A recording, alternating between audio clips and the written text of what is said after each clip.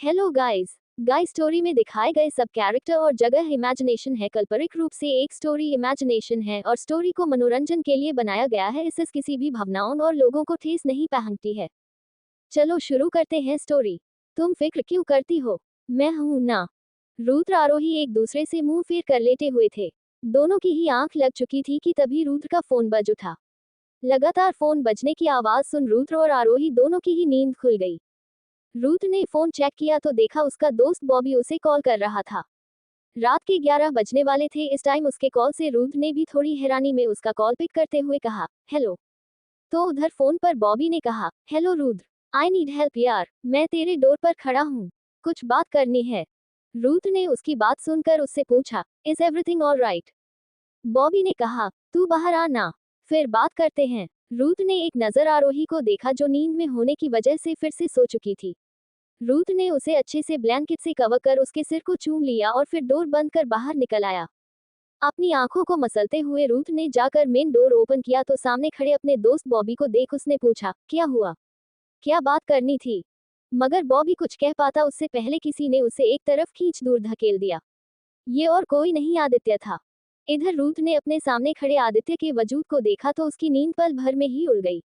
मगर वो कुछ कहता या कर पाता उससे पहले आदित्य ने उसे अंदर धकेलते हुए कहा, ओह तो यहाँ रहते हो तुम, इस छोटे से फ्लैट में रहकर बड़ी बड़ी बातें मारते हो। रुद्र आदित्य की बात सुनकर उसे देखने लगा जो कि इधर उधर देखने में बिजी था।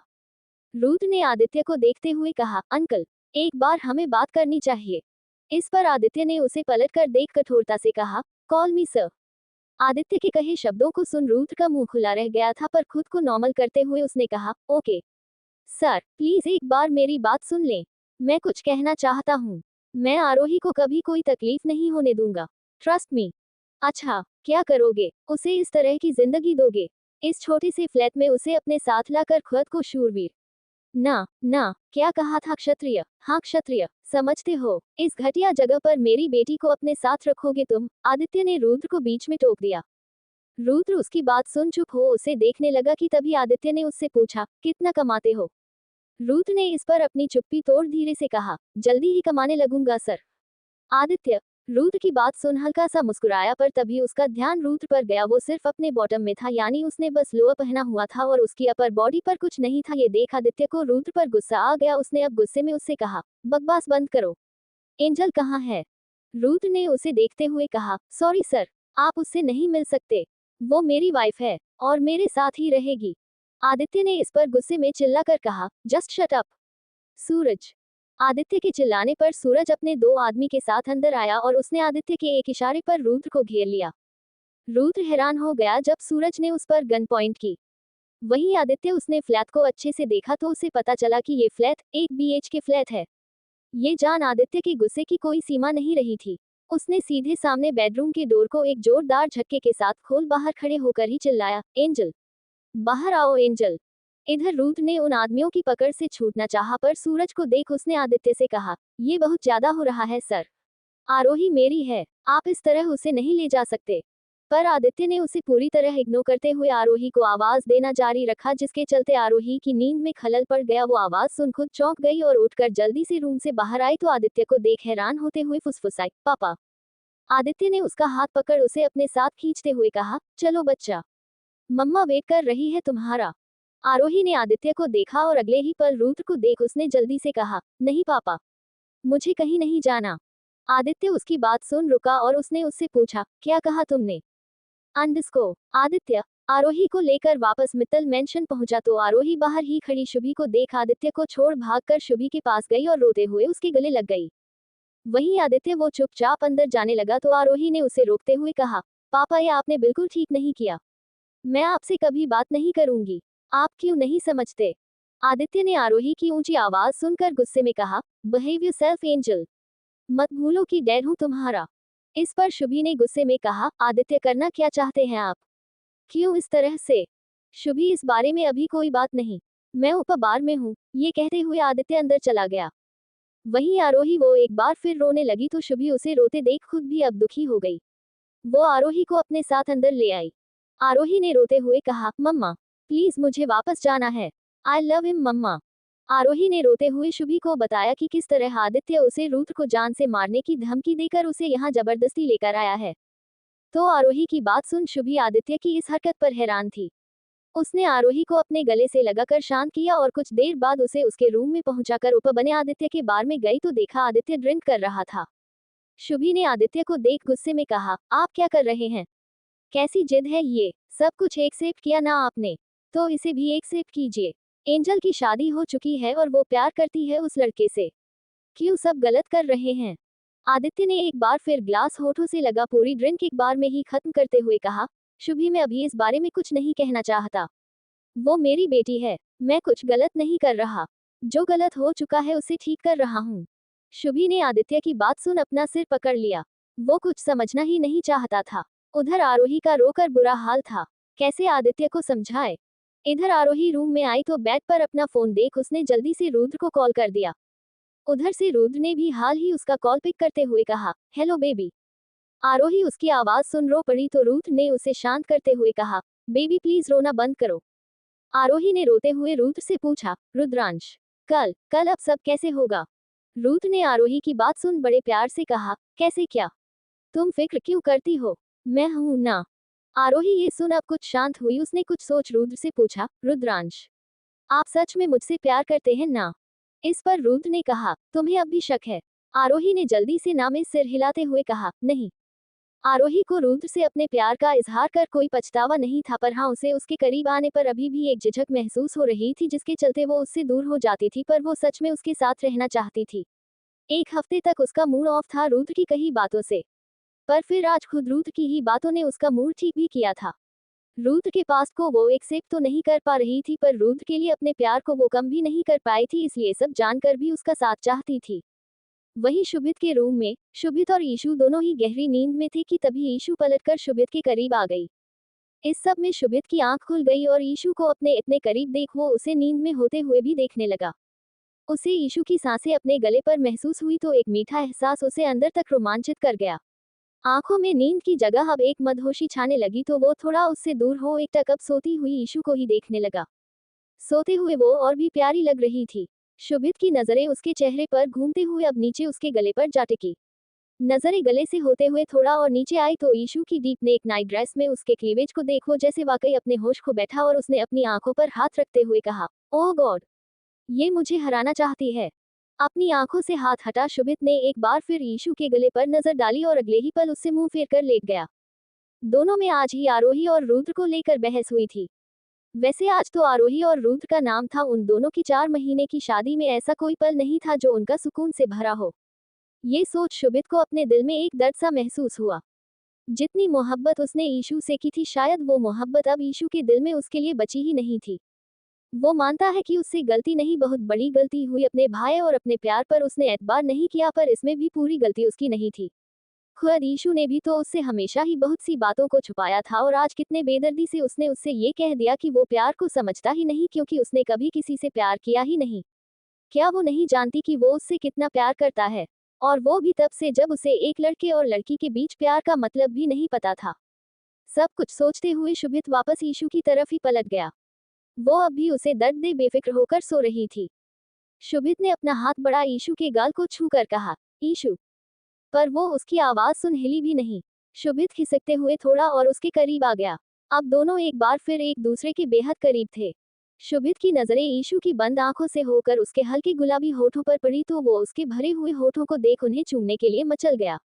वो उसके उन नर्म नर्म होठों को अपने होठों से छूने को तैयार था, पर बीच में अपनी अना की वजह से वो रुक गया। एक गहरी सांस लेते हुए उसने अपनी आंखें बंद कर ली और पीठ के बल लेट गया कि तभी ईशु उसके करीब आ उससे चिपक गई। उसके होठों को अपने सीने पर महसूस करते हुए वो अब उत्तेजित हो गया था। हालांकि उसने इस समय टी शर्ट पहनी हुई थी, पर फिर भी उसने उसकी छून को महसूस किया था और बस उसने अपनी आंखें भींचते हुए खुद से कहा, नॉट एनीमोर। ये कहते हुए उसने अगले ही पल ईशु के चेहरे को अपने हाथ में ले उपकर उसके होठों पर अपने होंठ रख दिए। ईशु नींद में ही कसमसा गई। वही वो आंखें बंद किए हुए ही उसने ईशु के अपर लिप को चूमना शुरू कर दिया। इस सब में ईशु की आंख खुल गई और वो शुभित को दूर धकेलने की कोशिश करने लगी, पर शुभित ने उसके हाथ को अपने हाथ में ले बेड में पुश कर दिया और इसके साथ ही वो उसके ऊपर उसे और भी ज्यादा जोर से किस करने लगा। एक डीप किस के बाद ईशु बेदम सी उसके नीचे थी, वहीं शुभित वो उसके गले में अपना चेहरा छुपा अपनी तेज हो चुकी सांसों को काबू करने में लगा हुआ था। कुछ देर बाद ईशु ने अपने गले लगे हुए शुभित से कहा, चीकू। उसके मुंह से चीकू सुन शुभित को अच्छा लगा था। वो ऐसे ही बिना किसी हलचल के शांत रहा कि इस बार ईशु ने उसके कंधे को छूकर कहा, चीकू उठो। उसकी बात सुन शुभित ने कहा, उन्हूं अभी नहीं। इतना कहकर शुभित ने ईशु के गले की सॉफ्ट स्किन को अपने होठों से रगड़ना शुरू कर दिया। ईशु ने उसकी इस हरकत पर अगले ही पल अपनी आंखें भींच लीं। उसकी छुअन उसके अंदर हलचल मचा रही थी। शुभित ने अब उसके कान तक आते हुए उसके कान को अपने होठों में दबाकर हल्के से कटा तो ईशु ने अपने होठों को आपस में भींच लिया। शुभित मदहोशी के आलम में बेसुध हो ईशु के चेहरे को चूमने लगा। उसके हाथ ईशु के मखमली बदन पर मनमानी करने लगे थे। ईशु ने उसकी बढ़ती हरकतों को रोकने के लिए उससे कहा, चीकू मुझे सुबह जल्दी उठना है। पर उसने जैसे सुना ही नहीं। उसके हाथ अब ईशु की नाइट ड्रेस की स्ट्रैप खींच अंदर जा चुके थे और उसे यहाँ वहाँ छूने लगे थे। इस वजह से ईशु की धड़कनें बढ़ चुकी थी। उसका दिल जोरों से धड़कने लगा, शरीर में सिहरन पैदा हो चुकी थी। वो अब खुद भी उसे रोकने की कोशिश न कर सकी। उसके हाथ खुद ब खुद शुभित की पीठ पर आ गए और उसने भी शुभित को पूरे हक से अपनी बाहों में भर लिया। शुभित एक बार फिर ईशु के होठों को चूमने लगा, पर फिर वो उठा और उसने एक झटके में अपनी टी शर्ट निकाल कर फेंक दी और एक बार फिर ईशु को अपनी बाहों में ले लिया।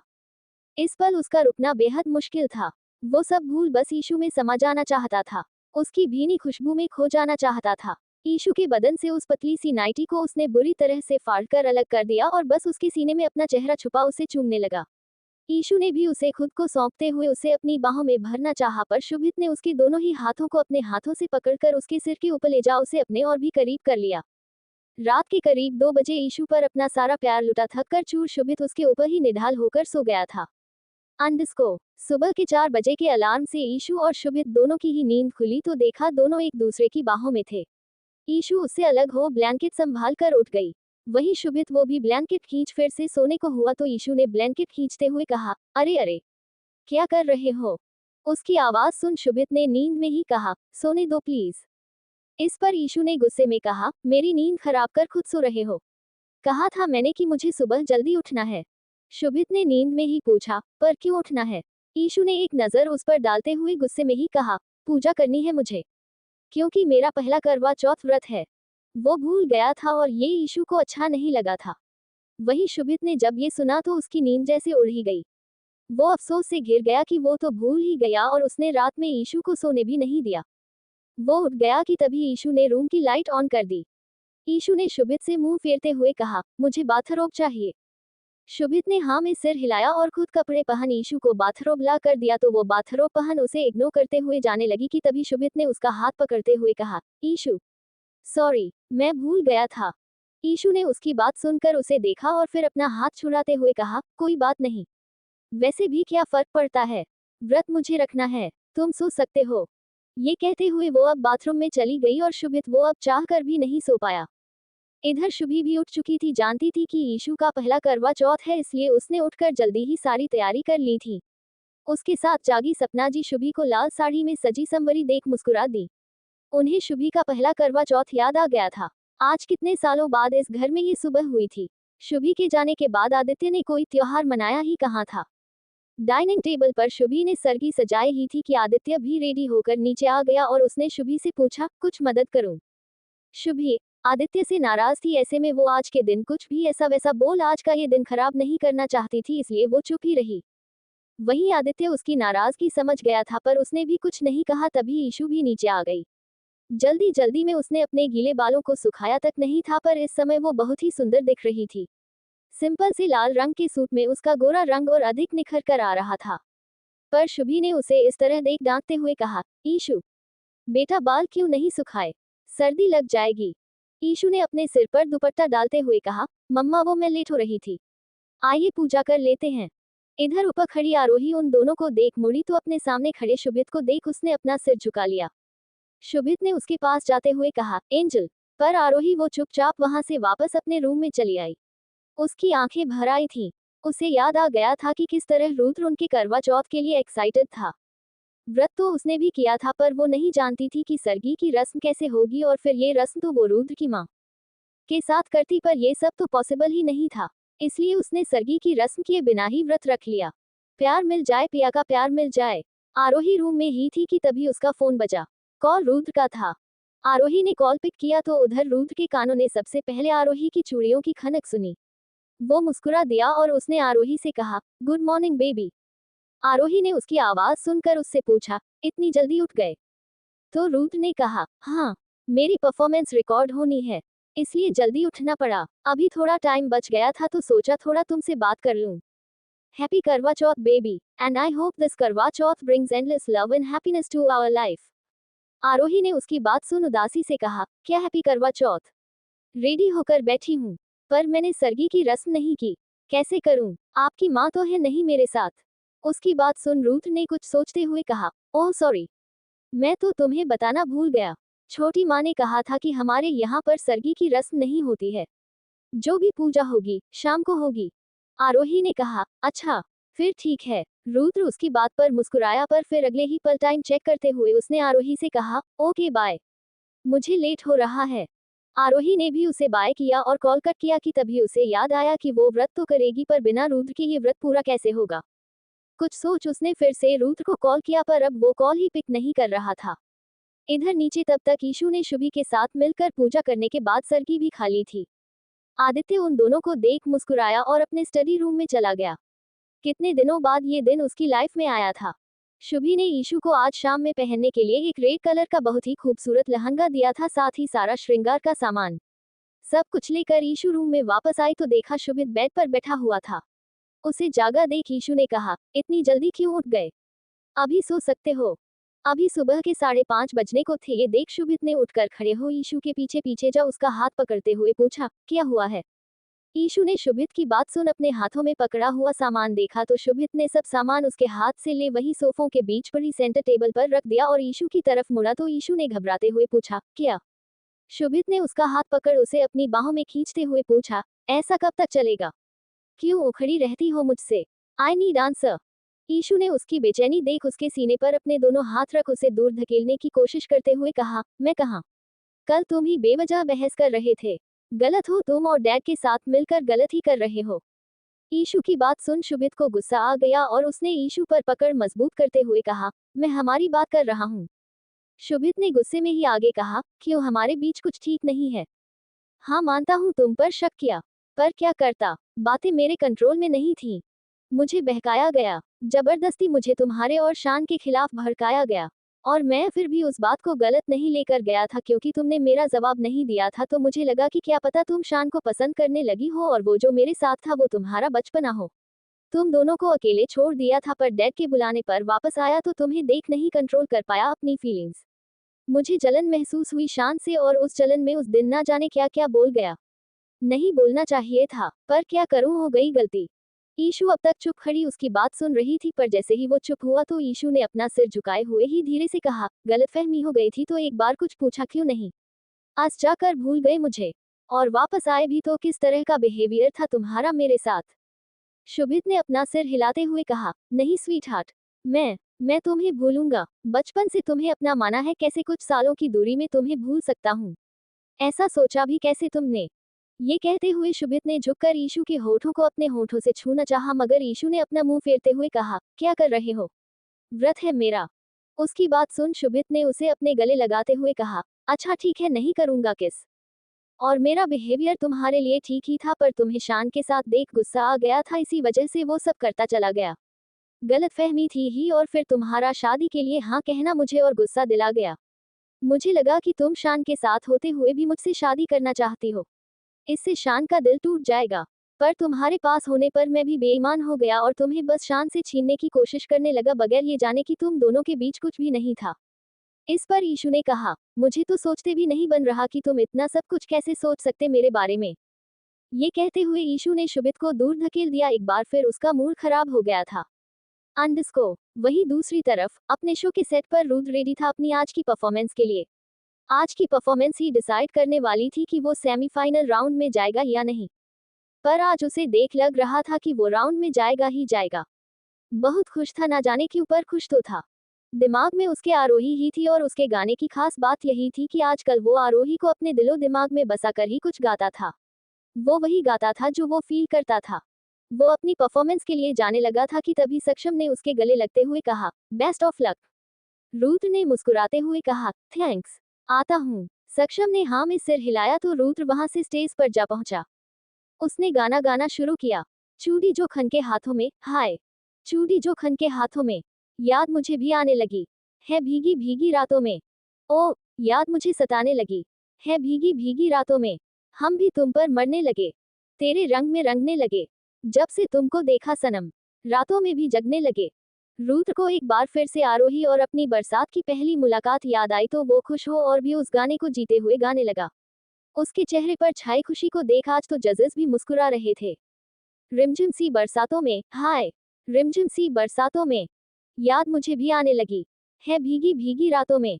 ओ, याद मुझे सताने लगी है भीगी भीगी रातों में। क्या ये हुआ है इस सावन, बेचैनी क्यों बढ़ने लगी, पहले तो ना हुआ कभी, दिल की धड़कन बढ़ने लगी। रुद्र गाने पर झूमते आगे गा रहा था और वहीं जजेस अपनी सीट पर बैठे हुए उसकी आवाज से झूम रहे थे। बोले जो कोयल बागों में, हाय, बोले जो कोयल बागों में, याद मुझे भी आने लगी है भीगी जोड़ भीगी रातों में। ओ, याद मुझे सताने लगी है भीगी भीगी रातों में। उसका गाना खत्म हुआ तो सामने बैठे जजेस में से म्यूजिक डायरेक्टर किशोर जी ने रुद्र से कहा, तो राणा जी, आज तो मिसेस राणा को बेहद याद किया जा रहा है। उनकी बात सुन रुद्र ने अपना माइक थामे मुस्कुराते हुए कहा, आप मुझे बहुत अच्छे से पहचानने लगे हैं सर। उसकी बात सुन किशोर जी हंस दिए। वो वैसे तो रुद्र की आवाज के कायल थे पर उससे भी ज्यादा उसके बात कहने के ढंग पर वो हमेशा लाजवाब हो जाया करते थे। रुद्र के वायरल हुए वीडियो से अब तक सभी जान चुके थे कि वो मैरिड है।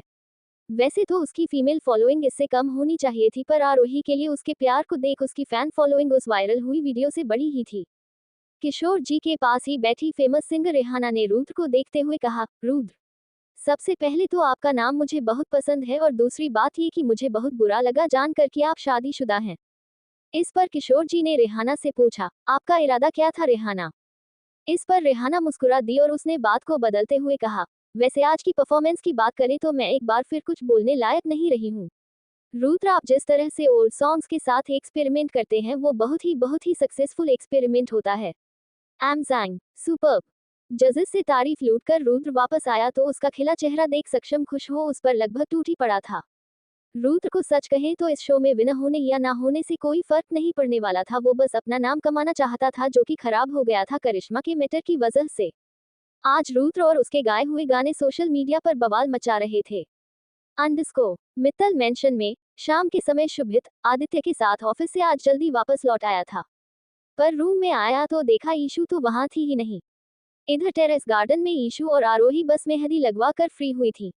ईशू जब मेहंदी लगवा रही थी तो आरोही भी उसके पास जाकर बैठ गई और उसने अपना हाथ भी मेहंदी के लिए आगे किया तो शुभी ने उसे एक नजर देखा और फिर मुस्कुराते हुए चली गई तो आरोही भी थोड़ा खुश हो गई थी। ईशू ने उसकी मेहंदी को देखते हुए पूछा, व्रत किया है तुमने? आरोही ने हाँ में सिर हिलाया तो ईशू मुस्कुरा दी। थोड़ी बहुत बात कर वे दोनों अब मेहंदी सुखाकर नीचे वापस आई तो शुभी ने ईशू से कहा, बेटा रेडी हो जाओ, सब लोग आती ही होंगी। ईशू ने हाँ में सिर हिलाया और अपने रूम में चली गई। शुभी ने आज समीर की फैमिली और राणा फैमिली को एक बार फिर इनवाइट किया था। आरोही को कहने की जरूरत नहीं थी, शुभी खुद ही समझ गई थी कि उसने व्रत किया है, इसलिए खास तौर पर आरोही के लिए उसने राणा फैमिली को इनवाइट किया था। शाम भी बीती और शुभित अपने स्टडी रूम से निकल रूम में आया तो मिरर के सामने रेडी होती ईशू को देख अपनी जगह पर ही जड़ हो गया। सुर्ख लाल रंग के लहंगे में श्रृंगार करती ईशू ने तो उसकी धड़कनों को एक पल के लिए रोक सा दिया था। लाल रंग में उसका खूबसूरत बदन शुभित को बहका गया था, पर होश में वापस आते ही उसने अपना सिर झटक एक बार फिर ईशू की तरफ देखा कि तभी ईशू को रेडी कर रही दो मेकअप आर्टिस्ट का ध्यान शुभित पर गया। दोनों ने अपना सिर झुका शुभित को ग्रीट किया तो अब ईशू का भी ध्यान शुभित पर गया और उसने उन दोनों को जाने को कह दिया। उनके जाते ही शुभित ईशू के करीब आया और उसने ड्रेसिंग टेबल पर रखे सिंदूर की डिब्बी को उठा ईशू की मांग में सिंदूर को सजाते हुए कहा, हम परफेक्ट। उसकी आवाज सुन ईशू ने मिरर के जरिए ही उसकी आंखों में देखा तो शुभित हल्का सा मुस्कुरा रहा था। ईशू ने अपने बालों का बन बनाया हुआ था और आज न्यूड मेकअप लुक को अपनाकर अपने पूरे लुक में चार चांद लगा दिए थे और वो कितनी अच्छी लग रही थी यह उसने शुभित की आंखों में आई चमक को देखकर ही जान लिया था। वहीं आरोही के रूम में राणा फैमिली से शुभी के बुलाने पर सिर्फ मयंक और नैना आए हुए थे। नैना के हाथों रुद्र ने आरोही की साड़ी और उसका सभी सामान उसे भिजवा दिया था और इस समय खुद नैना अपने हाथों से रुद्र की दुल्हन को सजा रही थी। नैना के सामने आरोही खुद चुपचाप बैठी हुई थी। ये देख नैना मुस्कुराए और उसने आरोही से पूछा, तुम हमेशा ही इतनी चुप रहती हो या बस मुझे देख घबरा रही हो? नैना की बात सुन आरोही ने कहा, नहीं आंटी। आरोही के कहे शब्द सुन नैना ने कहा, आंटी, मैं तुम्हें आंटी देख रही हूँ। रुद्र की छोटी माँ हूँ तो तुम्हारी क्या हुई? आरोही उसकी बात सुन अब थोड़ा मुस्कुरा दी और उसने धीरे से कहा, छोटी माँ। नैना ने खुश हो आरोही के सिर को चूमते हुए कहा, देखो तो, हल्की मुस्कुराहट से ही चेहरा कैसा खिल गया है। नैना की बात सुन आरोही ने अब एक नजर खुद को मिरर में देखा तो वो हैरान हो खुद को ही देखती रह गई। आज इस तरह सुहागन की तरह वो पहली बार सजी थी। खुलकर आज उसने अपनी मांग में सिंदूर सजाया था, माथे पर बिंदियां सजाई थी, होठों पर रेड लिपस्टिक और हाथों में लाल चूड़ियां पहनी हुई थी। बालों को उसने यूं ही खुला छोड़ा था। कुल मिलाकर आज उसे देख नैना को 20 साल पहले वाली शुभी याद आ गई थी। अंडस्को आरोही नैना के साथ ही पूजा करने घर के मंदिर में आई तो शुभी और ईशु तो उसे देखते ही रह गए। आज शायद पहली बार उसने साड़ी पहनी थी और वो बेहद खूबसूरत दिख रही थी। पर आरोही को देख पास खड़ी खुशी का जैसे मन कड़वा हो गया। वो समीर की जिद करने पर यहाँ आई थी वरना कल सच्चाई जान उसका बिल्कुल मन नहीं था आने का। शुभी ने नैना और खुशी को देखते हुए कहा, पूजा कर लेते हैं। खुशी एक झूठी मुस्कान और पूजा करने बैठ गई। पूजा के समय शुभी ईशु को और नैना आरोही को पूजा करने का ढंग सिखा रही थी और उन लोगों को देख खुशी उसका तो मन ही खराब हो गया था। उसे अभय का ख्याल आ गया जो कि आरोही की सच्चाई जान कितना हट हुआ था किसी को फर्क नहीं पड़ा था। वहीं आदित्य के साथ लाउंज एरिया में बैठा समीर नॉर्मल ही बात कर रहा था आदित्य से पर मयंक वो चुप ही था। वो वैसे भी यहाँ बस आरोही की वजह से आया था। आदित्य से तो वो अब भी नाराज था। पूजा होने के बाद सभी ऊपर टेरेस गार्डन में पहुंचे तो यहाँ बड़ा ही अच्छा इंतजाम किया गया था, जो कि शान ने किया था।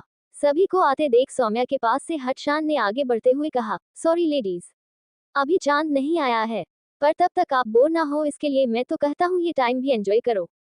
इंतजार की घड़ियां यूं निकल जाएंगी। ये कहते हुए शान ने अब आरोही को पकड़ते हुए धीरे से कहा, एंड माय छोटू सिस अगर तुम्हें भूख लगी है तो तुम चुपचाप खा लो मैं किसी को नहीं बताऊंगा।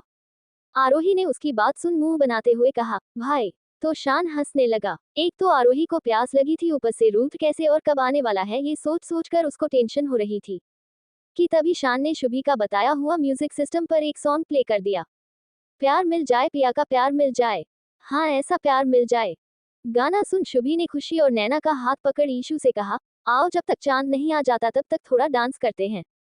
ईशु ने हाँ में सिर हिलाते हुए सौम्या और आरोही को अपने साथ खींच लिया और वे सभी शक्ल बनाकर खड़ी हुई तो सबसे पहले गाने के बोल सुन आरोही ने डांस करना शुरू कर दिया तो उसके साथ सभी धीरे धीरे डांस करने लगी। गौरी शंकर जी के जैसी जोड़ी बन जाए, हाँ ऐसी जोड़ी बन जाए, तोड़े से ना टूटे छोड़े से ना छूटे, ऐसे बंध जाए ऐसे बंध जाए। आरोही और ईशु मुस्कुराते हुए डांस कर रही थी वहीं सौम्या उसे इस तरह के गानों पर डांस करना आता ही नहीं था इसलिए वो बस धीरे धीरे यूं ही शक्ल में घूम रही थी। इधर शुभित अपने डैड के पास से उठ अब ऊपर टेरेस पर चला आया तो उसे एक बार फिर झटका लगा ईशु को इस तरह से डांस करते देखो एक बार फिर बेजान हो अपनी जगह पर ही जम गया। प्रीत हो जाए अमर ये, प्रीत हो जाए, प्रीत की रीत हो जाए। वही शान उसने तो रुद्र को वीडियो कॉल कर दिया। रुद्र ने भी बड़ी जल्दी उसके कॉल को पिक किया तो सामने आरोही को देख उसका दिल ठिठक गया और मुंह हल्का सा खुला रह गया। उसे इस तरह से देख शान ने मजे लेते हुए कहा, हिला डाला ना रे। रुद्र ने गोल चक्र में डांस करती आरोही को देखते हुए कहा, पूरी तरह रंग में रंग जाए, सिंदूरी रंग में रंग जाए, हो हम भी ऐसे रंग जाए। गौरी मैया जैसे रंगी है, शिवजी के रंग में, ओ हम भी ऐसे रंग जाए। रुद्र ने आरोही को डांस करते देखा है भरते हुए कहा, उफ, मैं तो कब से तुम्हें रंगना चाहता हूँ पर तुम मौका तो दो। हमने जो सपने बुने हैं, आंखों में जो सजे हैं, पूरे हो जाए पूरे हो जाए, जन्मों जन्मों तक पिया का साथ मिल जाए, पिया का साथ मिल जाए। शान ने रुद्र को देखते हुए पूछा, साले ऐसे क्या देख रहा है?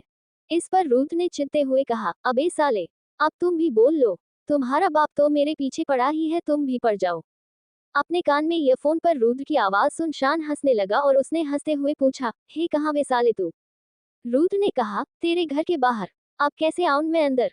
इस पर शान ने शौक होते हुए रुद्र को गौर से देखकर कहा, क्या तू मरवाएगा साले? अंधेरे में खड़े रुद्र के आसपास की जगह को शान पहचान ही नहीं पाया था वहीं रुद्र ने कहा, मारूंगा तो मैं साले, वो भी तुझे, अगर आज तुम्हारा पापा मेरे और मेरे प्यार के बीच आया तो।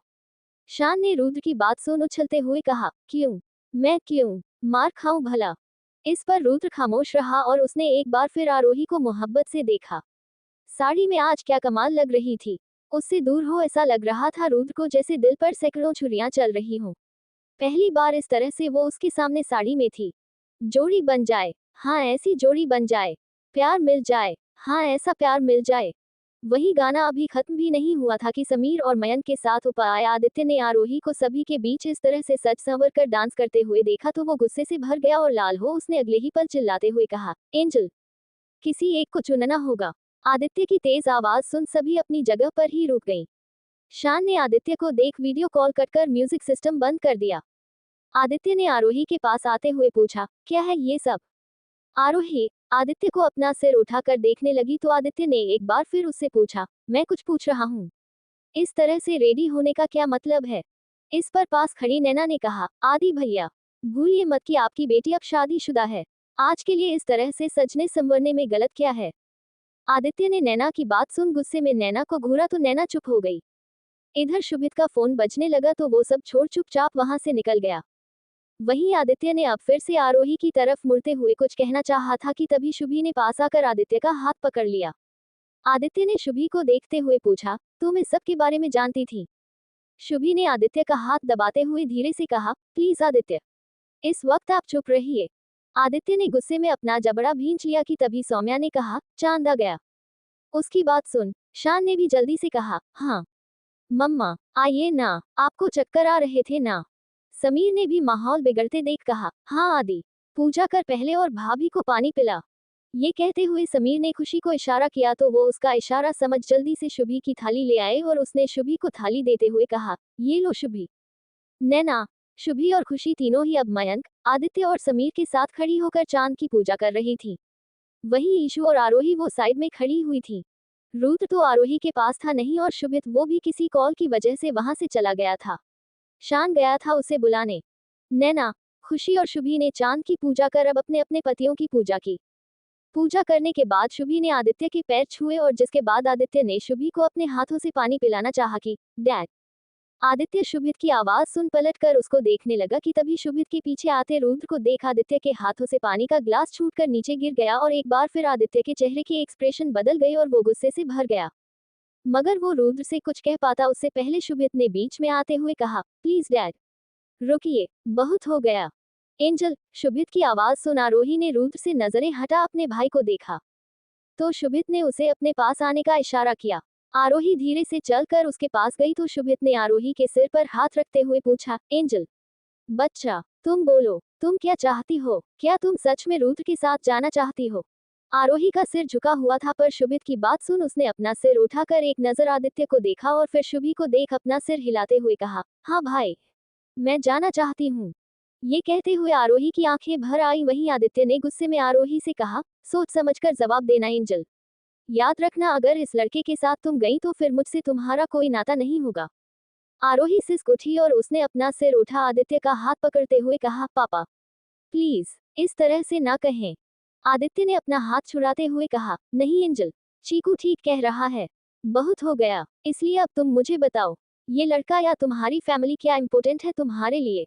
आज तुम्हें चुनना है इस लड़के और अपनी फैमिली में से किसी एक को चुनना होगा। आदित्य की बात सुन सभी शॉक हो गए। वही शुभी वो तो अब गुस्से में चीख उठी, आपका दिमाग खराब हो गया आदित्य, होश में आप क्या कह रहे हैं? आदित्य ने शुभी को हाथ दिखा रोकते हुए कहा, मुझे बोलने दो शुभी। इधर आरोही उसकी तो आंखों से आंसू झरझर बहने लगे और उसने रोते हुए अपने भरे गले से आदित्य से कहा, पापा ऐसा ना कहे पापा। आदित्य ने अपने हाथ की मुट्ठी भींचते हुए कहा, एंजल मुझे जवाब चाहिए, ये लड़का या मैं? आदित्य की बात सुन शुभित और शान एक दूसरे का मुंह ताकने लगे। वहीं मयंक उसने आरोही की हालत देख नैना से कहा, चलो नैना। रुद्र, चलो यहाँ से। इस पर आदित्य ने कहा, कोई कहीं नहीं जाएगा, आज फैसला होकर रहेगा। एंजल, जवाब दो। आरोही ने अपना सिर हिलाते हुए कहा, नहीं पापा, ये बहुत मुश्किल है। आदित्य ने उसकी बात सुन सख्त लहजे में कहा, जवाब तुम्हें ही देना है। आरोही ने रोते हुए अपना सिर ना में हिला दिया कि तभी शुभी ने उसे अपने गले से लगाते हुए कहा, कोई सवाल जवाब नहीं होगा यहाँ। सुना आपने आदित्य? पर आदित्य ने एक बार फिर आरोही से पूछा, बोलो एंजल, तुम्हें तुम्हारा पापा ज्यादा प्यारा है या ये लड़का? आदित्य को जिद पर अड़ा देख आरोही शुभी के गले लग रोने लगी, पर फिर अपने पापा की बात सुन आरोही ने आंसुओं से भरी आंखों से शुभित के पीछे खड़े रुद्र को देखा और शुभी से अलग होते हुए रुद्र के पास जा उसका हाथ पकड़ कर कहा, ये कोई लड़का नहीं पापा, हस्बैंड है मेरे, और मैं बहुत प्यार करती हूँ इनसे। अगर उस रात किस्मत ने हमें एक दूसरे से मिलाया ना होता तो आज मैं ना जाने कहाँ होती, या ये कहूँ उस रात अगर इन्होंने मुझे बचाया ना होता तो ना तो मम्मा आपके पास होती और ना ही मैं, हम कभी नहीं मिले होते। और अब जब आप चाहते ही हैं कि मैं किसी एक को चुनूं तो रुद्रांश, प्लीज मुझे यहाँ से ले चलें। आरोही की बात सुन आदित्य को जैसे एक बड़ा धक्का सा लगा। उसकी बात सुन उनमें से कोई कुछ कह या सुन पाता उससे पहले ही रूथ ने आरोही का हाथ कसकर पकड़ लिया और अब एक पल भी वहां ना रुकते हुए वो उसे अपने साथ लेकर वहां से निकल गया। वहीं शुभी वो तो इस सब से अपना सिर पकड़ वही सोफे पर बैठ गई। शान और ईशु ने जल्दी से आगे आ शुभी को संभाला। शुभित वो तो आरोही के पीछे पीछे भागा। रुद्र आरोही के साथ एलिवेटर से नीचे आया और कुछ ही देर में मित्तल मेंशन के मेन गेट तक पहुंचा था कि पीछे से आते शुभित ने उसे आवाज देते हुए कहा, रुद्र। रुद्र उसकी आवाज सुन रुक गया। शुभित भागकर उन दोनों के पास आया और उसने रुद्र को देख आरोही की तरफ उंगली करते हुए कहा, अगर आज के बाद ये रोई तो याद रखना मैं तुम्हें कभी फिर हंसने नहीं दूंगा। रुद्र ने शुभित की बात सुन उसकी आंखों में झांकते हुए अपना सिर हाँ में हिला दिया। वहीं आरोही वो तो शुभित की तरफ देखने की हिम्मत भी नहीं कर पा रही थी, पर शुभित ने आगे बढ़कर उसे अपने गले से लगा लिया और उसका सिर चूमते हुए कहा, डैड की बातों को दिल से लगाने जरूरत नहीं है, सब ठीक हो जाएगा, मैं तुम्हें कॉल करूंगा। ये कहते हुए शुभित ने आरोही का सिर चूम लिया। शुभित खुद बाहर तक उन दोनों को छोड़ने आया। रुद्र की बाइक सामने खड़ी हुई थी, असल में ये बॉबी की रॉयल एनफील्ड बाइक थी। रुद्र ने बाइक स्टार्ट की तो अपनी साड़ी संभाल आरोही उसके साथ बाइक पर जा बैठी और रुद्र ने बाइक आगे बढ़ा दी। ऊपर टेरेस पर शुभी की हालत नाजुक होते देख आदित्य को एहसास हुआ कि वो इन सब में उसे पानी पिलाना तो भूल ही गया। सब छोड़ उसने सबसे पहले शुभी को पानी पिलाया तो वो जैसे होश में आए, पर फिर भी वो चुप थी। उसे ठीक देख अब एक एक कर पहले मयंक और फिर समीर भी अपनी फैमिली को लेकर वहां से चला गया। वही शुभित वो भी ऊपर आ गया। आदित्य, वो खामोश हो शुभी के बगल से बैठा हुआ था कि तभी शुभी ने सामने खड़ी ईशु को देख शुभित से पूछा, तुमने ईशु का व्रत खुलवाया या नहीं? ये सुन वे दोनों ही खामोश हो गए तो शुभी ने उठकर ईशु की पूजा की थाली उसे देते हुए कहा, आओ पूजा पूरी करो अपनी। ईशु ने शुभी को देख एक नजर शुभित को देखा तो उसने हाँ में सिर हिला दिया। ईशु ने चांद की पूजा की और छलनी में चांद को देख अब शुभित को देखा। पूजा करने के बाद शुभित ने ईशु को पानी पिलाया। सब कुछ खामोशी से हो रहा था। आदित्य चुपचाप अपनी जगह पर बैठा हुआ था और शुभी वो ईशु को सब कुछ समझाती जा रही थी। इधर आरोही और रुद्र कुछ देर बाद रुद्र के फ्लैट पर वापस लौट आए थे। आरोही की आंखें अभी भी आंसुओं से सराबोर थीं। रुद्र ने उसका हाथ अब भी थामा हुआ था और वो मेन डोर बंद कर आरोही को रूम में लेकर आया तो सामने का नजारा देख आरोही हैरान हो गई। ये क्या हो गया मुझसे? बेडरूम गुलाब के ताजे फूलों की खुशबू से महक रहा था और कमरे में जलती हुई खुशबूदार कैंडल्स से हल्की रोशनी फैली हुई थी। कुछ कैंडल्स तो जल जल कर बुझ भी चुकी थी। फर्श पर बिखरी गुलाब की फानखुंडियों पर चलकर आरोही रूम में एंटर हुई तो रुद्र भी मुस्कुराता हुआ उसके पीछे पीछे चला आया और उसने आरोही को पीछे से अपनी बाहों के घेरे में लेते हुए पूछा, कैसा लगा? आरोही उसके ठंडे हाथों को अपनी पतली साड़ी में भी अपने पेट पर महसूस करते हुए सिहर उठी और उसने धीरे से अभी भी अपने भरे गले से पूछा, ये सब क्यों? क्या क्यों? तुम्हारे लिए। ये कहते हुए रुद्र ने आरोही के सिर को चूम लिया। आरोही ने कुछ नहीं कहा। असल में कुछ कहने का उसका मन ही कहाँ था। सब कुछ अनदेखा कर वो एक बार फिर सिसक उठी तो रुद्र ने उसे अपनी तरफ घुमाते हुए पूछा, अरे अरे, इतना बुरा लगा है क्या, जो इस तरह रो रही हो? आरोही ने सिर झुकाए ही ना में सिर हिलाया तो रुद्र ने आरोही को अपने सीने से लगाते हुए कहा, तो फिर? आरोही ने रुद्र की पीठ तक अपने हाथ ले जा उसके गले लग रोते हुए कहा, रुद्रांश पापा, अब वो कभी मुझसे बात नहीं करेंगे। किस तरह से उसने अपने मम्मा पापा का साथ पाया था और वो साथ इस तरह से इतनी आसानी से छूट जाएगा ये आरोही ने कभी नहीं सोचा था। आज जो कुछ भी हुआ वो सोच सोच कर उसे बहुत रोना आ रहा था। वहीं रुद्र उसने आरोही के सिर पर हाथ फेर उसे शांत करते हुए पूछा, क्या तुम्हें मेरे साथ आने पर दुख हो रहा है? आरोही ने उसकी बात सुनना में सिर हिलाते हुए कहा, नहीं, पर पापा को छोड़ने का दुख हो रहा है। मैंने बहुत गलत किया रुद्रांश। इतना कहकर वो एक बार फिर रोने लगी तो रुद्र ने भी अब उसे शांत नहीं किया, उसे बोलने दिया जो वो बोलना चाहती थी, उसे रोने दिया। आरोही ने रोते हुए कहा, अब वो कभी मुझसे नहीं मिलेंगे, कभी प्यार से सिर पर हाथ नहीं रखेंगे। रुद्र ने आरोही को अपनी बाहों में लिए हुए कहा, हम। आरोही ने रोते हुए पूछा, ये क्या हो गया मुझसे? रुद्र ने आरोही की बात सुन उसका चेहरा अपने एक हाथ में लेकर कहा, बेबी, तुमने कुछ गलत नहीं किया। वो गलत है, समझना ही नहीं चाहते तुम्हें। अब बस बहुत हुआ, रोना बंद करो। आरोही रुद्र की आंखों में देखते हुए अब भी रो रही थी।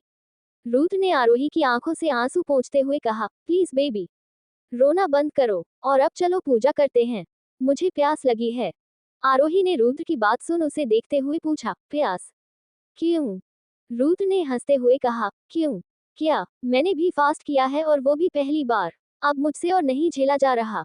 इस पर आरोही ने हैरान होते हुए पूछा, क्या फास्ट? पर क्यों? इसकी क्या जरूरत थी?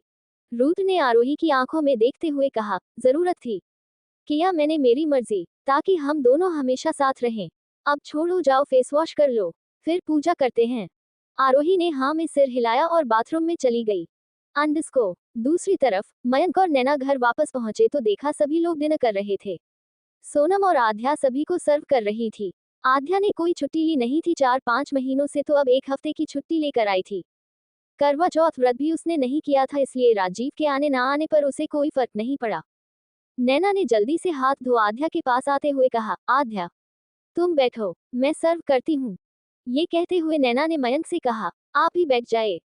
मयंक ने हाँ में सिर हिलाया और फिर खुद हैंड वॉश करा कर बैठा ही था कि तब से भरकर खड़ी हुई सोनम ने उससे कहा, क्यों मयंक, इतने अमीर समधी हैं तुम्हारे तो घर से बिना खाए पिए ही भगा दिया तुम्हें।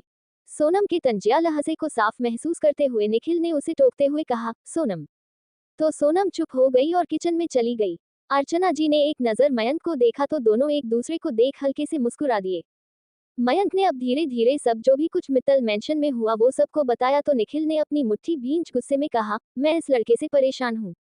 इस पर मयंक ने निखिल को समझाते हुए कहा, भाई आपको एक बार रुद्र से भी बात करनी ही होगी और अब आरोही को यहाँ ले आना चाहिए। उन दोनों की बात सुन बीच में ही आध्या ने पूछा, क्यों चाचू, वो लड़की यहाँ क्यों आएगी? तो प्रताप जी ने कहा, क्योंकि वो अब बहू है इस घर की, उसे यहाँ होना चाहिए। ये कहते हुए प्रताप जी निखिल की तरफ मुड़े और उन्होंने कहा, निक्की, जो भी हो, अब तक तुम्हारे कहने पर हम रुद्र से नहीं मिले, पर अब आप क्या चाहते हो? हमारे घर की बहू इस तरह से इधर उधर भटके, घर होते हुए भी उस किराए के घर में रहे। बेवकूफी मत करो, दोनों को घर ले आओ। इस पर निखिल ने सख्ती से कहा, मैं नहीं जाने वाला। शादी उसने की है तो जिम्मेदारी भी वही उठाए। अब भी नहीं सीखेगा तो कब सीखेगा? जब तक वो कमाएगा नहीं, तब तक इस घर में नहीं आएगा। उसे बहुत बर्दाश्त कर लिया। निखिल की बात सुन आध्या ने खुश होते हुए कहा, सही कहा आपने पापा। रुद्र को समझना चाहिए कि शादी कितनी बड़ी जिम्मेदारी होती है, कोई खेल नहीं है। आध्या की बात सुन निखिल ने अब उस पर भड़कते हुए कहा, तुम चुप रहोगी? बड़ों के बीच में मैंने तुम्हें बोलने की इजाजत नहीं दी। आध्या ये सुन चुप हो गई तो अर्चना जी ने कहा, निक्की, क्यों नाराज होते हो? भाई साहब ठीक कह रहे हैं, नई बहू का तो सोचो। निखिल उनकी बात सुन चुप रहा। वहीं नैना वो कुछ लेने के लिए किचन में आई तो किचन की विंडो पर खड़ी सोनम को रोते देख उसने सोनम के पास जाते हुए कहा, भाभी। तो सोनम ने जल्दी से अपने आंसू पोंछते हुए कहा, क्या है? मैं ठीक हूँ, ज्यादा दिखावा करने की जरूरत नहीं है कि तुम कितना परेशान हो मेरे लिए। नैना ने सोनम की बात सुन धीरे से कहा, दिखावा? सोनम ने पलटकर उसे देखते हुए कहा, हाँ दिखावा। सबके सामने अच्छे होने का दिखावा करते हुए तुम थकती नहीं हो और यही सब करते करते तुमने मुझसे मेरे बेटे को भी दूर कर दिया और अब ना जाने क्या चाहती हो। सोनम का मुंह देख नैना जल्दी से पलट कर जाने लगी कि किचन के डोर पर खड़े निखिल को देख रुक गई, पर फिर कुछ सोच चुपचाप वहां से चली गई। निखिल अंदर आया और उसने सोनम से कहा, सोनम। सोनम ने झल्लाते हुए कहा, क्या है अब भी कुछ बाकी है? सोनम मुड़ी और उसने निखिल की तरफ घूमते हुए कहा, मेरे बेटे को मुझसे छीनकर भी चैन नहीं मिला, अब और क्या चाहिए? निखिल ने सोनम को डांटते हुए कहा, बकवास बंद करो अपनी। आज बेटा याद आ रहा है, क्यों? क्योंकि वो तुम्हें इम्पोर्टेंस देने की बजाय नैना को दे रहा है। सोनम। निखिल की बात सुन उसे घूरने लगी तो निखिल ने आगे कहा, हाँ, मैं अच्छे से समझ रहा हूँ कि क्या माजरा है। इस पर सोनम ने चिढ़ते हुए कहा, हाँ तो क्यों ना गुस्सा करूं, वो मेरा बेटा है। क्यों गई नैना उसके पास साड़ी लेकर, वो भी उस लड़की के लिए? उस लड़की को मैं अब कभी अपनी बहू नहीं मानूंगी। हिम्मत कैसे हुई आदित्य की मेरे बेटे पर हाथ उठाने की? क्या समझते हैं खुद को कि बहुत अमीर है तो कुछ भी करेंगे? इतना घमंड ठीक नहीं। हम कोई ऐसे वैसे लोग हैं क्या? इस पर निखिल ने कहा, तुम्हारे मानने या ना मानने से क्या फायदा? वो उस लड़की को चाहता है, और वैसे भी नैना साड़ी लेकर चली भी गई तो हक उसका ही बनता है, क्योंकि असल मायने में वो ही उसकी माँ है। तुम्हारा और रुद्र का कितना वास्ता था, बस यहीं तक ना, जब उसे पैसे चाहिए होते तो तुम मुस्कुरा कर उसे दे दिया करती। बस हो गया एक माँ का फर्ज पूरा, पर ये याद करो उसे जब भी भूख लगती, जब भी स्कूल का या उसके कॉलेज का रिजल्ट आता या उसे चोट लगती, तो वो तुम्हारे पास नहीं नैना के पास जाया करता था। तब कभी तुम्हें एहसास नहीं हुआ कि नैना ने तुमसे तुम्हारा बेटा छीन लिया, तो आज क्यों शुक्र मनाओ कि नैना थी इसलिए तुम्हारे बच्चे पल गए। और क्या कहती हो तुम कि मैंने उसे घर से निकाल कर तुमसे दूर किया, तो क्या मैंने उसे खुद से दूर नहीं किया? मेरा भी बेटा है वो, मुझे भी वो उतना ही प्यारा है जितना तुम्हें, या शायद तुमसे अधिक। तुम्हारी और मेरी ही छूट की वजह से आज वो यहाँ है। उस पर ध्यान दिया होता और मेरे लाख मना करने पर भी तुमने उसे ढील ना दी होती, तो वो यूं भटक नहीं रहा होता। सच कहूँ तो मुझे अब उसके म्यूजिक से भी कोई फर्क नहीं पड़ता। उसे सिंगर बनना है, बने, पर अगर वो इस ऐश और आराम में रहा तो कभी कुछ नहीं कर पाएगा अपने लिए। उसका बचपन खराब हुआ है हमारी वजह से कम इस उम्र को बर्बाद मत करो। उद्धरण चिन्ह। सोनम ने निखिल की बात सुन उसकी आंखों में देखा तो निखिल ने सिर हिलाते हुए कहा, मत देखो, हमने ध्यान नहीं दिया है हमारे बच्चों पर। इस बात से आध्या को भले फर्क नहीं पड़ा, पर रुद्र उस पर पड़ा है। उसे गिरने दो, गिरकर संभलने दो। अब तुम्हारा प्यार उसके पैरों में बेड़ियां बन उसके भविष्य को खराब कर सकता है। कुछ बन गया तो शायद उसे खुद ही समझ आ जाएगा कि मैंने उसे क्यों घर से निकाला। निखिल की बात सुन सोनम ने आंखों की नमी साफ करते हुए पूछा, और नहीं समझ आया तो? इस पर निखिल ने मुस्कुराते हुए कहा, नहीं समझ आया तो वैसे भी उसे मैं पसंद नहीं, आगे भी नहीं होऊंगा। ये कहते हुए निखिल अब रुका नहीं और किचन से बाहर निकल गया। अंडस्को वही मित्तल मेंशन में सबने डिनर किया और अब सब अपने अपने रूम में चले गए। क्या डिनर? आज किसी ने कुछ नहीं खाया था। आदित्य ने शुभी को उसकी मेडिसिन ला कर दी तो शुभी ने उससे मेडिसिन ले ली और उसकी तरफ देखे बिना ही मेडिसिन मुंह में डाल पानी पीने लगी, तो आदित्य ने कहा, अब तुम्हें क्या हुआ है? शुभी आदित्य की बात का जवाब देने की बजाय बेड पर जाकर लेट गई और उसने ब्लैंकेट ओढ़ लिया। वही ईशू वो चेंज कर रही थी कि तभी शुभित भी क्लोजेट रूम में आया। उसे मिरर के जरिए देखते हुए ईशू उसे ही देखती रह गई। ऑफ वाइट कलर के कुर्ता पजामा में वो कितना अच्छा लग रहा था। आज उसने ब्लैक कलर नहीं पहना था, ये सोच ईशू मुस्कुराई कि तभी शुभित उसके पास ही चला आया। ईशू के बगल से खड़े हो उसने अपनी पॉकेट से एक बॉक्स निकाल ईशू की तरफ बढ़ाते हुए कहा, ये तुम्हारे लिए। ईशू उसकी आवाज सुन होश में आए और जल्दी से सिर झुका। उसने वो बॉक्स पकड़ा तो शुभित के ठंडे हाथों की उंगलियों को अपनी उंगलियों से छूते ही उसे सिर उठाकर देखने लगी। उसका चेहरा देख उसे पता चल गया था कि वो अभी नॉर्मल था। ईशू ने अब बॉक्स खोलकर देखा तो उसमें डायमंड का एक बहुत ही खूबसूरत ब्रेसलेट था। ईशू ने हैरान हो उससे पूछा, ये? शुभित ने अब खुद को अपने में ही उलझा कपड़े चेंज करते हुए कहा, आज तुम्हारा पहला करवा चौथ था ना, तो बस मुझे ज्यादा कुछ करना या कहना नहीं आता है, जो समझ आया ले आया। ये कहते हुए वो अब टी शर्ट निकाल कर पहनने लगा तो ईशू उसकी बात सुन हल्का सा मुस्कुरा दी और उसने ब्रेसलेट को अपने हाथों में लेकर कहा, मुझे बहुत पसंद आया। शुभित बीच में ही टी शर्ट पहनते पहनते रुक गया। उसने अब टी शर्ट पहनी। उसे ईशू से इस जवाब की उम्मीद नहीं थी, इसलिए वो भी खुश हो गया था, पर उसने उसे जाहिर नहीं किया। शायद कल के झगड़े के बाद थोड़ी नाराजगी अभी भी बाकी थी। अंडस्को वही दूसरी तरफ आरोही बाथरूम से निकली तो उसने रुद्र से कहा, पूजा का सामान तो मैं वहां से लाई ही नहीं। रुद्र ने आरोही की बात सुन आरोही का हाथ पकड़ उसे बालकनी में ले जाते हुए पूछा, इसके बारे में क्या कहना है तुम्हें? बालकनी में उस छोटी सी टेबल पर सजी थाली को रखा देख आरोही ने रुद्र को देखा तो वो मुस्कुरा रहा था। आरोही ने जल्दी से जाकर थाली उठा ली। वही रुद्र उसने नैना को वीडियो कॉल की तो नैना ने कुछ देर बाद कॉल पिक कर लिया था। नैना का मूड खराब हो चुका था, पर रुद्र को मुस्कुराते देख नैना थोड़ी नॉर्मल हुई। रुद्र ने वीडियो कॉल पर कहा, छोटी माँ, आरोही पूजा कर रही है, ये लीजिए, बात कीजिए। नैना ने हाँ में सिर हिलाया और अब आरोही से बात करते हुए उसे सब कुछ अच्छे से समझाने लगी। नैना से बात हो जाने के बाद आरोही ने पहले पूजा करना शुरू की। रुद्र इस समय उसके पास ही खड़ा हुआ था।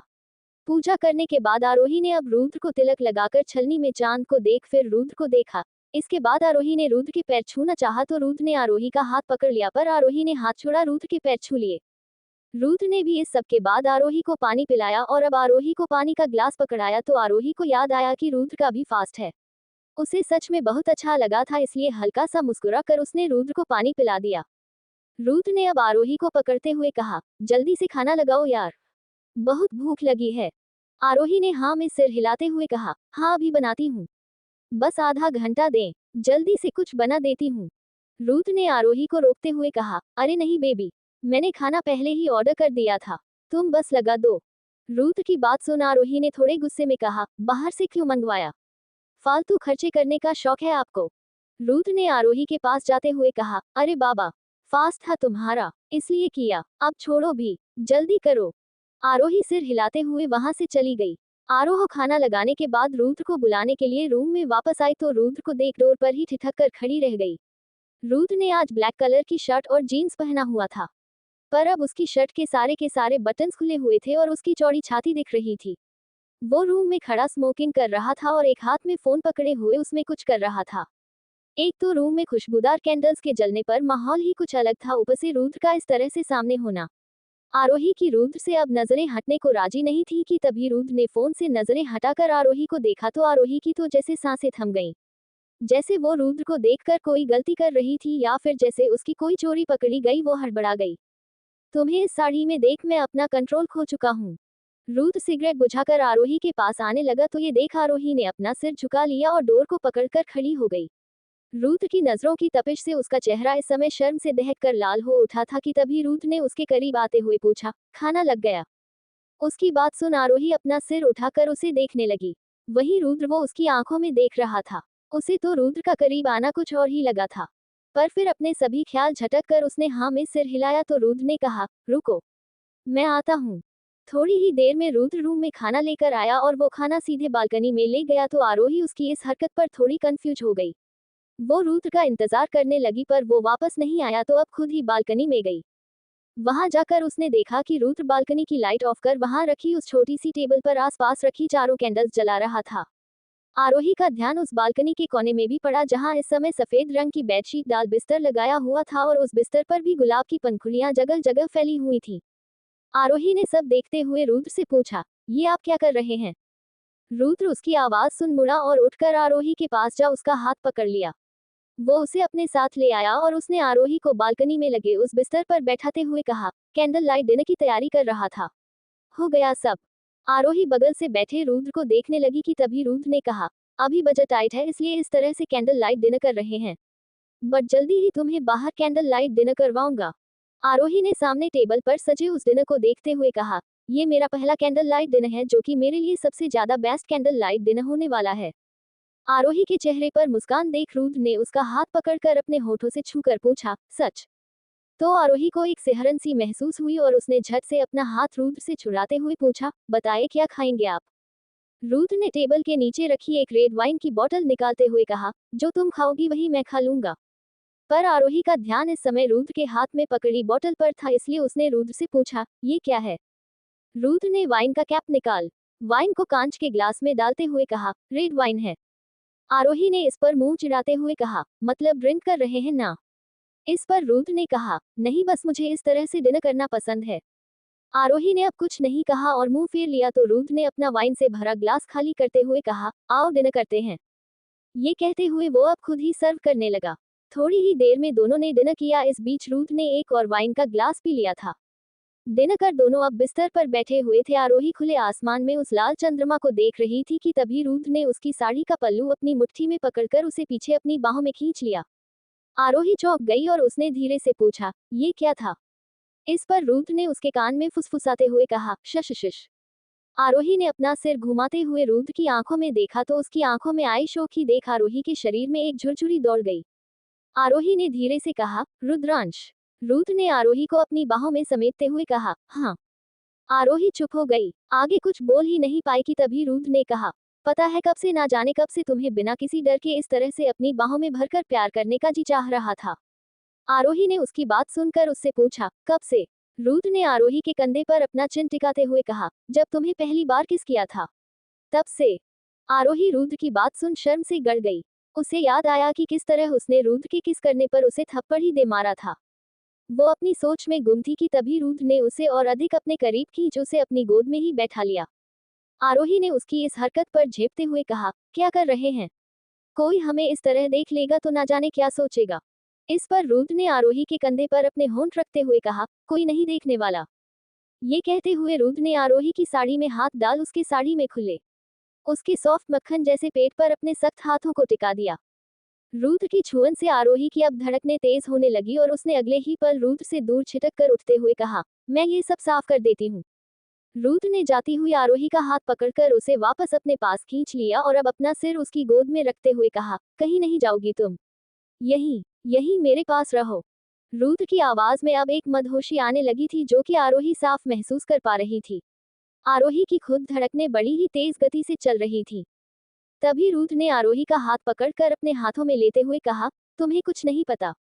पता है जब हम उस फ्लैट में साथ रहते थे और कभी कभी साथ सोते भी थे तो तुम अपनी साइड छोड़ मेरी साइड मुझसे चिपक जाया करती थी। इस पर आरोही ने कहा, नहीं तो। रुद्र ने उठकर बैठते हुए कहा, हाँ तो। आरोही चुप हो गई और शर्म से उसने अपना सिर झुका लिया तो रुद्र अपने एक हाथ में उसका चेहरा लेते हुए कहा, तब उस समय खुद को संभाल पाना बहुत मुश्किल था मेरे लिए। ठीक वैसे ही आज तुम्हें इस साड़ी में देख मैं अपना कंट्रोल खो चुका हूँ।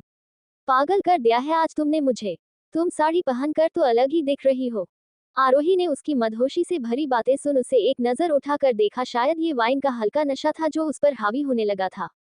वो अब उस पर ही झुकने लगा। ये देख आरोही ने उसके सीने पर हाथ रख उसे रोकते हुए कहा, तो थोड़ा और कंट्रोल कीजिए।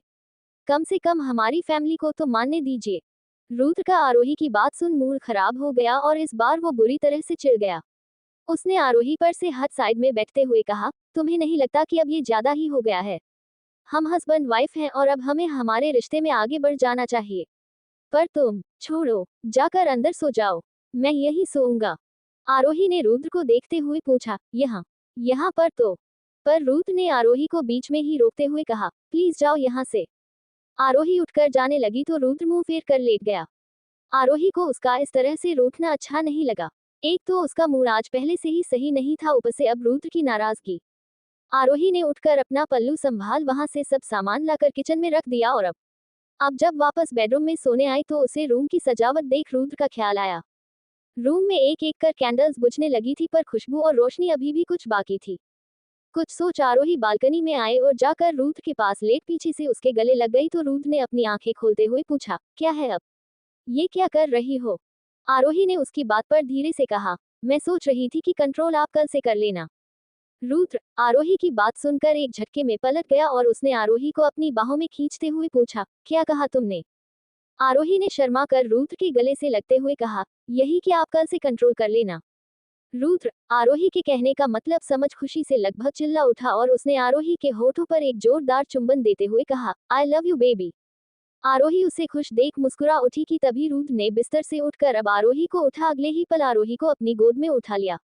वो उसे रूम में ले आया और गुलाब के फूलों से सजी सेज पर आरोही के नाजुक से बदन को बेड पर लेटाया तो आरोही ने शर्म से अपनी आंखें बंद कर ली। वो शर्म से लाल पड़ने लगी थी कि तभी उसे अपने पैरों पर रुद्र की हाथों की छुअन का एहसास हुआ और उसने अपनी आंखें खोली कि रुद्र ने आरोही के दोनों पैरों को चूम लिया और उसकी साड़ी को घुटनों तक ले जाकर उसके पैरों की सॉफ्ट स्किन को अपने हाथों से छुआ तो आरोही का दिल एक बार फिर स्पीड पकड़ गया और आरोही ने अपनी आंखें भींच ली। रुद्र उस रूम में हल्की रोशनी में आरोही के वजूद को लाल साड़ी में देख अपने होश खोने लगा था। आरोही के ऊपर झुक उसने आरोही के सिर को चूमते हुए पूछा, सच में तुम रेडी हो ना? आरोही ने अपनी आंखें खोल अपने धड़कते दिल को संभालते हुए धीरे से कहा, हाँ। असल में तो आरोही की इस समय ये हालत थी कि वो शर्म के मारे कहीं जाकर छुप जाना चाहती थी पर वो ये भी नहीं कर सकती थी। उसकी एक हाँ ने रुद्र को खुशी से पागल कर दिया था और उसने अगले ही पल आरोही के पूरे चेहरे को चूम अब उसके होठों को चूम लिया। आरोही ने आज उसे कोई रोक टोक भी नहीं की। आरोही के निचले होंठ को कई बार अपने होठों से चूम रुद्र ने आरोही के साड़ी के पल्लू को हटा उसे एक डीप किस किया। आरोही आज उसके छूने पर अब थोड़ी घबरा गई थी। ये देख रुद्र ने आरोही से कहा, घबराओ मत। कुछ नहीं होगा, ट्रस्ट मी, मैं हूं ना, सब समझाऊंगा। आरोही ने रुद्र की बात सुन हाँ में सिर हिला दिया। रुद्र जानता था कि आरोही को घबराहट होना लाजमी था क्योंकि ये जो भी कुछ हो रहा था पहली बार हो रहा था। सब कुछ उसके लिए एक नया एहसास था, ऐसे में वो भी उसके साथ बहुत जेंटल था। आरोही की ज्वेलरी निकाल रुद्र ने अब अपनी शर्ट को निकाल फेंका तो आरोही ने धीरे से अपनी आंखें खोल दी। रुद्र उसे देखते हुए ही उस पर झुका और उसने आरोही के पेट पर झुक आरोही की कमर से बंधी हुई साड़ी को अपने दांतों से पकड़कर निकाल फेंका। आरोही ने इस सब पर एक बार फिर अपनी आंखें भींच ली और अपने चेहरे को अपने हाथों से छुपा लिया। रुद्र ने अब आरोही के पेट को चूमते हुए ही उसके सीने तक अपना चेहरा उसके सीने में छुपा लिया और बस थोड़ी देर तक यूं ही आरोही पर लेटा हुआ उसके बदन को अपने हाथों से छूने लगा। वहीं आरोही उसकी तो सांसें इतनी तेज हो चुकी थी कि वो खुद उन्हें सुन पा रही थी। रुद्र के हाथ अभी भी उसकी कमर पर हरकत कर रहे थे। रुद्र ने आरोही के चेहरे के ऊपर अपना चेहरा लाते हुए कहा, you are so soft baby. ये कहते हुए अब रुद्र ने आरोही के गाल पर अपने होंठ रख दिए और आरोही को अपनी बाहों में ले उसके ब्लाउज के हुक खोलने लगा। थोड़ी ही देर में रुद्र ने अपने बचे हुए कपड़े भी उतार फेंके और वो आरोही के साथ अपनी अलग ही दुनिया में खो चुका था। दोनों के होंठ आपस में एक बार फिर जुड़ चुके थे। रुद्र ने आरोही दोनों हाथों को अपने गले में डाल दिया था और उसके बालों में उंगलियां फेरते हुए एक बार फिर उसे चूमने लगा। बस इतनी जल्दी थक गई। चांद की चांदनी में रुद्र अपनी बाहों में छिपी आरोही का चेहरा निहारे जा रहा था। दोनों इस समय बालकनी में थे। आरोही को इतनी शांति से अपने सीने पर सिर रखकर सोते देख रुद्र मुस्कुराया और फिर कुछ देर बाद उसने शरारत से ब्लैंकेट के अंदर हाथ डाल आरोही की पतली कमर को अपने हाथों से सहलाना शुरू किया तो आरोही की नींद खुल गई और वो अधखुली आंखों से रुद्र को देखने लगी तो रुद्र ने बड़ी मासूमियत से पूछा, क्या हुआ? आरोही ने चिढ़ते हुए कहा, उमम, परेशान करना बंद करो। इस पर रुद्र ने अब अपने हाथों को ऊपर ले जाते हुए कहा, तुमने बहुत परेशान किया है मुझे, अब मेरी बारी। ये कहते हुए रुद्र के हाथों ने आरोही के नाजुक बदन पर हट की तो आरोही ने एक बार फिर अपनी आंखें भींच लीं। वहीं रुद्र ने अगले ही पल आरोही को पलटकर उसके ऊपर झुकते हुए उसके होठों पर अपने होंठ रख दिए। रुद्र ने ब्लैंकेट के अंदर ही आरोही को अपने नीचे कर लिया और वो अब अपनी नाक और होठों से आरोही के गले को सहलाने लगा। आरोही इधर उधर चेहरा घुमाते हुए रुद्र से बचने की कोशिश करने लगी पर रुद्र उसने आरोही को कसकर थाम लिया और एक बार फिर वो उसे प्यार करने लगा। वहीं आरोही उसने इस दौरान अपनी आंखें बंद ही रखी थी। सच कहे तो वो इस समय शर्म से लाल पड़ चुकी थी। रुद्र के सामने वो भी इस तरह से खुद को पाकर हया से भरी हुई थी। रुद्र की बढ़ती हरकतों की वजह से आरोही की सिसकियां बढ़ने लगी तो रुद्र ने अगले ही पल उसके होठों पर अपने होंठ रख दिए और उसे गहराई से चूमने लगा। काफी देर तक एक बार फिर से प्यार के सागर में गोते लगाने के बाद जब दोनों एक दूसरे से अलग हुए तो अपनी अनियंत्रित हो चुकी सांसों को काबू करने की कोशिश करने लगे। आरोही का चेहरा बुरी तरह से लाल पड़ चुका था। रुद्र उसे लगातार देखे जा रहा था। थोड़ी देर बाद जब वो नॉर्मल हुई तो आरोही के पसीने से तरबतर चेहरे को देख रुद्र मुस्कुरा दिया और उसने आरोही को अपनी बाहों में खींचकर अपने सीने से लगा लिया। आरोही ने फुसफुसाते हुए कहा, अब बस। रुद्र ने आरोही की बात सुन शरारत से पूछा, बस इतनी जल्दी थक गई? आरोही ने धीरे से हाँ में सिर हिलाया तो रुद्र उसकी इस मासूमियत पर एक बार फिर उस पर फिदा हो गया। उसने अगले ही पल आरोही के गाल को काट लिया, जिससे आरोही की हल्की चीख निकल गई। मगर अब उसने कसकर अपनी आंखें भींच ली और सोने की कोशिश करने लगी क्योंकि रुद्र वो तो मन बना चुका था आज उसे ना सोने देने का। अंडस्को सुबह के समय आरोही की आंख खुली तो वो रूम में बेड पर थी। वो आहिस्ता से उठकर बैठ गई तो देखा रुद्र उसके पास नहीं था। आरोही ने एक नजर खुद को देखा। वो इस समय रुद्र की कल वाली ब्लैक शर्ट पहने हुए थी। बेड पर नजर पड़ी तो बेडशीट भी चेंज हो गई थी। ये सब रुद्र ने किया था पर वो खुद कहाँ था? आरोही ने ब्लैंकेट से निकल अब धीरे से रूम के बाहर निकल कर देखा। उसके पैरों में आज एक अलग ही दर्द वो महसूस कर रही थी। साथ ही पूरा बदन दर्द से टूट रहा और ये सब रुद्र की वजह से था। पता नहीं इतने दर्द दे वो खुद कहाँ गायब हो गया था। पूरे घर में जब वो आरोही को कहीं नहीं मिला तो आरोही ने खुद से पूछा, ये कहाँ चले गए? वो रूम में वापस चली आए और अब जब उसकी नजर खुद के होलिये पर गई तो अपने बिखरे बालों को देख रात की सारी यादें ताजा हो गईं। आरोही की आंखें भर आईं। वो उसे ऐसे कैसे छोड़कर कहीं चला गया? वो तो मित्तल मेंशन से अपना फोन भी साथ में लाना भूल गई थी। अब वो क्या करे? कैसे पता लगाए कि रुद्र कहाँ चला गया? वहीं दूसरी तरफ आदित्य शुभी के नीचे ना आने पर रूम में ही उसके लिए ब्रेकफास्ट लेकर आया तो शुभी ने नाराजगी जाहिर करते हुए कहा, ले जाए इसे, मुझे नहीं खाना। आदित्य ने शुभी की बात सुन उस पर नाराज होते हुए कहा, क्या बचपना है ये? ब्रेकफास्ट करो, फिर तुम्हें मेडिसिन भी लेनी है। शुभी गुस्से से बेड से उठ आदित्य के सामने खड़ी हो गई और उसने गुस्से में ही कहा, मुझे कोई मेडिसिन नहीं लेनी। मेडिसिन लेने की जरूरत आपको है, क्योंकि आपका दिमाग खराब हो गया है। मेरी फूल सी बच्ची को मुझसे जुदा कर ना जाने क्या मिल गया।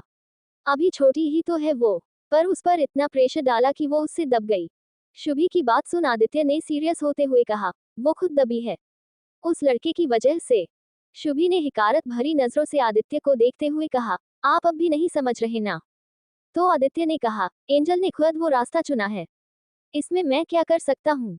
आदित्य को नर्म पड़ते देख शुभी ने उसके हाथों से खाने की ट्रेले साइड में रख दी और आदित्य के दोनों हाथ पकड़ते हुए कहा, कर सकते हैं, बहुत कुछ कर सकते हैं आप और मैं। एंजल का कन्यादान कर उसे सही मायने में इस घर से विदा करते हैं। शुभी के चेहरे पर मुस्कान खिल उठी थी जो कि आदित्य चाह कर भी इग्नोर नहीं कर पाया। अंडस्को वही राणा फैमिली भी सुबह सुबह ब्रेकफास्ट कर रही थी कि तभी निखिल ने पास बैठी आध्या से कहा, एक वीक की छुट्टी ली है तो राजीव आध्या के पति के पास क्यों नहीं गई? अपने पापा की बात सुन आध्या सोनम का मुंह ताकने लगी कि सोनम ने बात संभालते हुए कहा, मैंने ही रोका था। निखिल ने चिढ़ते हुए पूछा, और वो क्यों? निखिल के सवाल पर दोनों ही चुप हो गई। खासकर आध्या, वो तो कॉल के बहाने उठकर वहां से चली ही गई। वही सोनम वो सबको देखने लगी कि तभी निखिल ने कहा, आध्या की पैकिंग करो, वो आज ही वापस जाएगी। निखिल की बात सुन सोनम चिल्लाई, क्यों? अभी ही तो आई थी। निखिल ने कुछ कहना चाहा कि तभी मयंक ने वहां आते हुए कहा, भाई, गार्ड का फोन था, आदि भाई आए हैं। मयंक की बात सुन निखिल हैरानी से भर गया। साथ में सोनम भी अपनी जगह से उठकर खड़ी हो गई। वहीं अर्चना जी ने पूछा, आदि, हे भगवान, अब क्या हो गया? निखिल और पूरी फैमिली डाइनिंग टेबल से उठकर हॉल की तरफ आए तो देखा मेन डोर से आदित्य, शुभी साथ ही शुभित और ईशु अंदर आए तो शुभित को आते देख आध्या ने उसे नफरत से देखा और अर्चना जी के साथ हॉल में आ गई। वहीं सोनम ने गुस्से में आदित्य से कहा, अब इस गरीब खाने में क्यों चले आए? क्या कमी और रह गई थी जिसे पूरा करने आए हैं? सोनम की बात सुन आदित्य ने गुस्से में अपनी मुट्ठी भींची तो शुभी ने जल्दी ही उसका हाथ पकड़ लिया। आदित्य ने एक नजर शुभी को देखा तो वो हल्का सा मुस्कुरा दी और उसने आदित्य से कुछ इशारा किया। आदित्य ने शुभी की बात समझते हुए हाँ में सिर हिलाया और अपने गुस्से को दबाते हुए खुद को तक रहे निखिल से कहा, कुछ बहुत ही जरूरी बात करनी थी, इसलिए यहाँ आया हूँ। मयंक ने आदित्य की बात सुनकर जल्दी से कहा, खड़े क्यों है भाई, आइए बैठिए ना। ये कहते हुए मयंक अंदर चला गया और उसने नैना को किचन से बाहर लाते हुए कहा, आओ आदि भाई आए हैं। और सपना, तुम जरा बढ़िया सी चाय बनाकर बाहर ले आना। मयंक मैक को इतना कहकर नैना को अपने साथ लेकर बाहर आया। तभी आदित्य ने सपाट लहजे में पास बैठे निखिल से कहा, मैं चाहता हूँ कि रुद्र और एंजल की सभी रस्मों रीति रिवाज से शादी कर दी जाए। आदित्य की बात सुनकर सोनम ने झट से कहा, क्यों? और कैसी शादी? वो भी मेरे नालायक बेटे से सबके सामने शादी करके क्यों आप अपनी इमेज खराब करना चाहते हैं? सोनम की बात सुन इस बार शुभित को गुस्सा आने लगा, इसलिए उसने बीच में ही थोड़े गुस्से से कहा, क्योंकि दोनों एक दूसरे के साथ ही रहना चाहते हैं। शुभित को बीच में बोलते देख शुभी ने उसे रोकते हुए कहा, चीकू, बड़ों के बीच में मत पड़ो। शुभी की बात सुन शुभित उठकर बाहर निकल गया तो उसे बाहर जाते देख अर्चना जी के पीछे खड़ी आध्या भी कुछ देर बाद उसके पीछे पीछे बाहर निकल आई। शुभित को बाहर गार्डन में खड़ा देख आध्या ने उसके पास जाते हुए उससे कहा, हाय। शुभित ने उसकी आवाज सुन पलट कर देखा तो वो उसके पास चली आए और उसने मुस्कुराते हुए शुभित से पूछा, और कैसा चल रहा है सब? ईशु ख्याल तो रख रही है ना तुम्हारा? आध्या की बात सुन शुभित चिढ़ गया और उसने अपना सिर हिलाते हुए कहा, मुझे बिलीव नहीं होता कि तुम वही आध्या हो जो बचपन में सबकी मदद करने के लिए आगे होती थी और आज अपनी ही बहन के मजे लेने में कोई कसर नहीं छोड़ती। ईशु तो मेरा ख्याल रख रही है और तुम बताओ, अपने हस्बैंड पर ध्यान है भी या बस दूसरों के मामले में टांग अड़ाने से फुर्सत नहीं? दी शुभित की बात सुन आध्या ने गुस्से में शुभित को घूरा कि तभी ईशु की आवाज सुन वो चौंक गई और पीछे मुड़ी तो देखा ईशु उन दोनों से कुछ दूरी पर खड़ी हुई थी। हेलो गाइस, अगर आपको स्टोरी पसंद आई तो लाइक, सब्सक्राइब और कमेंट करके जरूर बताएं। Thank you for listening. दिल हेडफोन।